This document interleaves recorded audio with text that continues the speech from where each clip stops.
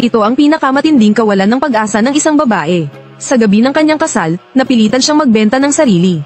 Walang emosyong ipinahid niya ang 1 kilong pulbos sa kanyang mukha. Pagkatapos ay lumakad siya patungo sa masikip na kalsada. Matigas ang katawan ng babae. Blonde ang kanyang ekspresyon. Tinulungan siya ng kanyang kasamahan na pamwesto. Ipinakita ang kanyang makinis at mapuputing binti. Tinuruan din siya ng isang signature pose. Gusto niyang umuwi, pero kung uuwi siya, papatayin siya. Kaya paulit-ulit niyang ginaya ang nakakahiyang pose. Sa wakas, isang lalaking nasa katanghaliang gulang ang huminto. Siya ang naging unang customer niya. Ilang minuto ang lumipas. Nag-iwan ang lalaki ng malaking tip. Pero 1 piraso lang ang ibinigay sa kanya ni Laudong. Nakangiting tinanggap ito ng babae. Diretso niya itong sinunog sa apoy. Sa mga sandaling iyon, gusto niyang maghiganti sa kanyang asawa na ipinagbili siya para sa 87 yuan. Na nagbenta sa kanya, kaya sa loob ng wala pang 1 buwan. Dahil sa kanyang kagandahan at maharlikang pinagmulan, si Ganggo ay naging pinakasikat sa lugar na iyon. Naging pinakapatok siya sa kalye. Pero lagi niyang ibinibigay ang mga alahas na bigay ng mga customer. Sa ibang mga babae, alam ni Ganggo na mas mahalaga, sa madilim na lugar na ito, ang makakuha ng loob ng mga tao kaysa sa kumita ng pera. Plano niyang maging reyna ng lugar na ito sa loob ng 2 taon. Pero nalagay sa panganib si Laudong. Plano niyang turuan ng leksyon ang mayabang na babae. Pero 4:00 ng madaling araw, dumating ang isang kakaibang bisita. Sa wakas ay dumating na ang kanyang pagkakataon. Hinahanap ng bisita si Ganggo. Alam ng veterano na si Lauwu na may masamang balak ang bisita. Kaya agad niyang ginaiseng si Ganggo. Pagkatapos ay nagdahilan siyang babantayan niya ang pinto. Pinapalayo niya ang kanyang tanging tauhan. Malinaw na hindi ito ang unang beses na pinilit niya ang isang babae na sumunod sa kanya. Na ginawa niya ito. Pagpasok ni Ganggo, maingat na pinigilan ng lalaki ang kanyang ginagawa. Pagkatapos ay dahan-dahan niyang itinulak si Ganggo sa pader. Akala niya ay nakakita na siya ng mabuting tao. Pero sa sumunod na sandali, inilagay ng lalaki ang baril sa ibabaw ng pera. Biglang nakaramdam ng kakaiba si Ganggo. Ito ay isang tahasang pagbabanta. Agad niyang tinawag si Laudong para humingi ng tulong. Ngunit nang marinig niya ang paghingi ng tulong mula sa labas, ngumiti siya. Hanggang sa lumakas ang sigaw ni Ganggo. Ginaising nito ang lahat ng mga babae para humingi ng tulong. Doon lang siya nagkunwaring kumatok sa pinto. Natatakot na baka makapasok talaga ang mga babae. Nang gabing iyon, binugbog si Ganggo ng husto. Tinahi ng 4 na beses ang kanyang labi. Mayroon din siyang mahigit 20 bali sa buong katawan. Pero nagmaang-maangan pa rin si Laudong. Sabi niya, isa lang din siyang mahina na babae. Natatakot siyang makialam. Saka, sa trabahong ito, hindi maiiwasan ang makakita ng meniakis o bastos. Pero ipinagtanggol ng ibang mga babae si Ganggo. Nandito si Laudong para protektahan sila. Kung hindi, sino ang kikita para sa kanya? Pero nanatili lang tahimik si Ganggo. Alam niyang si Laudong ang may pakana ng lahat. Nang makaalis na ang mga babae, minaliit ng ospital ang pagiging puta ni Ganggo. Inihagis nila si Ganggo sa bodega. Pero sa kabila ng paghihirap, hindi siya umiyak o nagreklamo. Dahil ang asong nangangagat, hindi tumatahol. Nalaman ni Ganggo na ang customer na nanakit sa kanya ay isang gangster. May mga kaso rin ito ng pagpatay. Kung ibang tao siguro, titiisin na lang. Pero mas gugustuhin pa ni Ganggo na maghiganti. Gusto niyang makamit ang hustisya. Kaya naman, hinanap niya ang leader ng mga gangster. Para makaganti sa gangster na nanakit sa kanya, pumunta ang babae sa leader nito. Pagkatapos, hinubad niya ang kanyang sari. Nakakapangilabot ang mga peklat sa kanyang katawan. Nakakagimbal, dahan-daang ibinaba ng leader ang telepono. Alam niyang ang peklat na iyon ay tuluyang sisira sa kabuhayan ng babae bilang isang puta. Kaya naman, gusto niya itong bayaran ng pera. Pero tumanggi si Ganggo, dahil higit pa roon ang gusto niya. Dapat managot ang mga masasamang tao. Hanga ang leader sa kanyang katapangan. Nagpasya siyang bigyan siya ng 24 na oras na proteksyon. Pagkagaling ni Ganggo, bumalik ulit ang gangster. Nag-alok siya ng 4 na beses na mas mataas na presyo. At ang gahamang si Lauwu ay masayang tinanggap ito. Walang kamalay-malay, nilakasan pa niya ang radyo para matakpan ang sigaw ni Ganggo. Ngunit hindi niya alam na isang Rolls Royce ang mabilis na paparating. Isang gwapong boss na may misyong magbigay ng hustisya, ang tutulong kay Ganggo na makakuha ng katarungan. Kinaladkad ng mga tauhan niya si San palabas ng bahay. Ang mga walang kwentang lalaki lang ang nananakit ng babae. Nang makita niya ang boss, nawala agad ang kanyang tapang. Bagbog sarado siya. Pagkatapos, isang tingin lang mula sa boss. At ibinigay na siya kay Ganggo. Umalis ang boss sakay ng kanyang mamahaling sasakyan.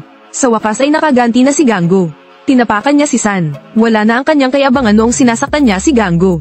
Para siyang basahan na itinapon. Pinagtitinginan siya ng lahat. Sa sandaling iyon, naunawaan ni Ganggo. Sa red light district na ito kung saan ang kapangyarihan ng namamayani. May kanya-kanyang paraan para mabuhay. Ang pagpakitang gilas ni Ganggo ay kinatakutan din ni Lauya. Dahil dito, mabilis siyang nagkasakit at namatay. At dahil wala nang nagpoprotekta sa kanila, ang mga babae ay parang mga tupang handa ng katayin. Anumang oras ay maaaring may mga siga na manggugulo.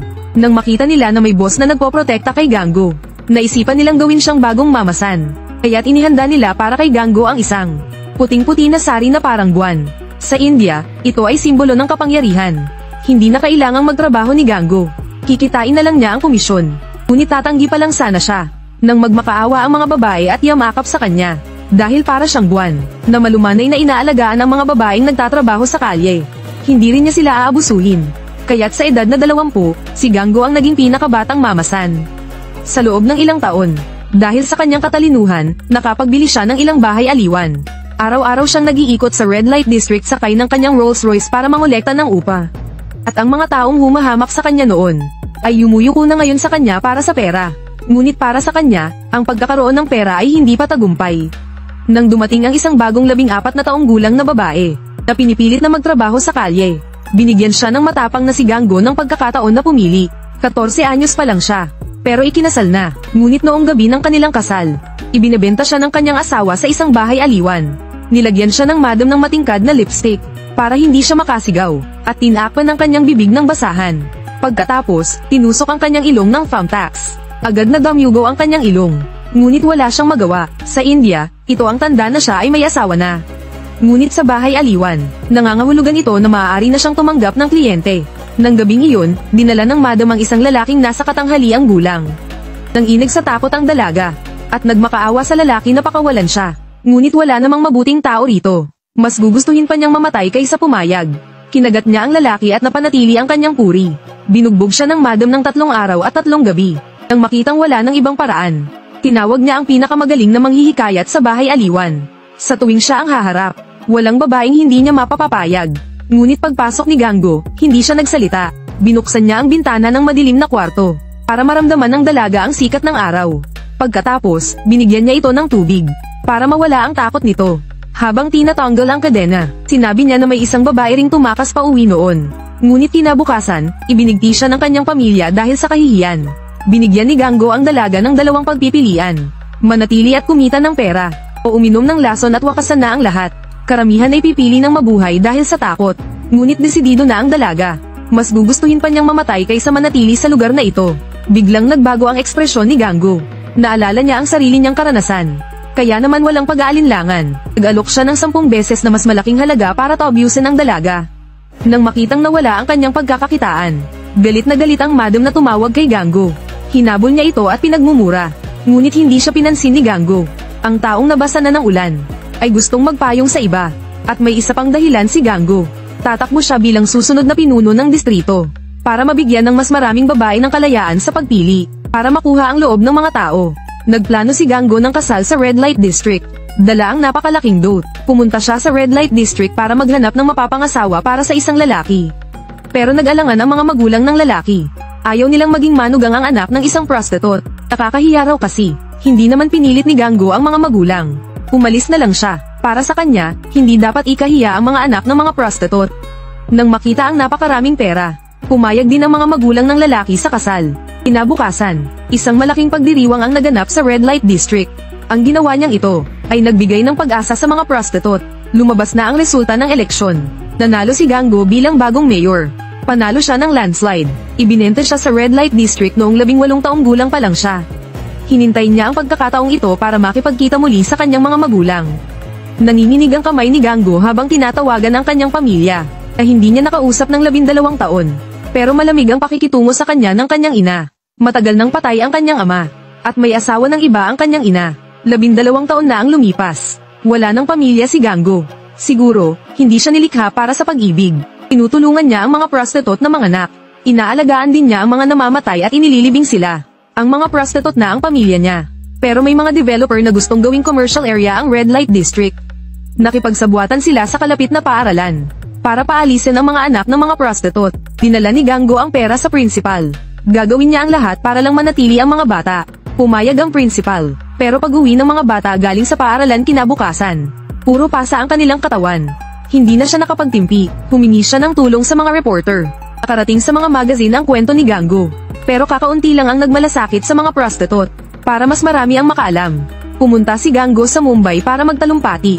Pero pinunit niya ang inihandang talumpati ng mga reporter. Ayaw niyang basahin lang ang nakasulat. Gusto niyang sabihin ang nilalaman ng kanyang puso. Pero sa unang salita pa lang niya, umalis na ang madre na nasa likuran niya. Isinusulong niya ang pagliligalisa ng Red Light District. Hindi lang nito mababawasan ang krimen, kundi mapoprotektahan din ang kanyang mga kapatid at ang mga susunod na henerasyon mula sa pang-aabuso at pagpapabeya. Hindi nila tinatanggihan ang sinumang kliyente, ngunit ang mga mapagkunwaring kliyenteng ito, paglabas nila, ay huhusgahan at lalaitin sila. Itataboy pa nila ang mga anak nila sa paaralan. Wala ba tayong karapatang makapag-aral? Ang mga anak ko at ang mga anak ninyo, hindi ba sila ang pag-asa ng kinabukasan ng India? Ang matapang na pananalita ni Gangubai ay nakakuha ng suporta ng marami. May isang politiko agad na dumalaw, na gustong gamitin ang impluwensya ni Gangubai para sa kanyang kandidatura. Bilang kapalit, ipapakilala niya si Gangubai sa punong ministro. Ito ang pinakamabilis na paraan para masolusyonan ang problema ng Red Light District. Ngumiti siya at pumayag sa alok. Pagkalipas ng ilang araw, nakaharap niya ang punong ministro. Kahit kalmado siya sa panlabas, kinakabahan siya sa loob, ngunit mahinahon niyang hiniling sa Pangulo na gawing legal ang Red Light District. Ang mga babaeng ito ay ibinente sa Red Light District, ngunit itinatakwil sila ng mga ospital, paaralan, at tindahan. Hindi sila pinapapasok, samantalang ang mga taong nagbenta sa kanila ay malayang nakakagala. Kahit ang pinakamababang uri ng buhay ay dapat ding kilalanin. Ang katapatan ni Gangubai ay nakaantig sa puso ng punong ministro. Pumayag siyang dalhin ang isyu sa Kongreso. Pagbalik niya sa Red Light District, nagdiwang ang mga tao sa kalye. Umulan ng confetti para salubungin ang kanilang reyna. Mag-isa niyang ipinaglaban ang karapatan ng mga marginalized na kababaihan. Nabigyan din ng proteksyon ang mga bata. Para sa kanya, ang pera ay hindi sukatan ng tagumpay. Hanggang ngayon, sinasamba pa rin ang kanyang larawan.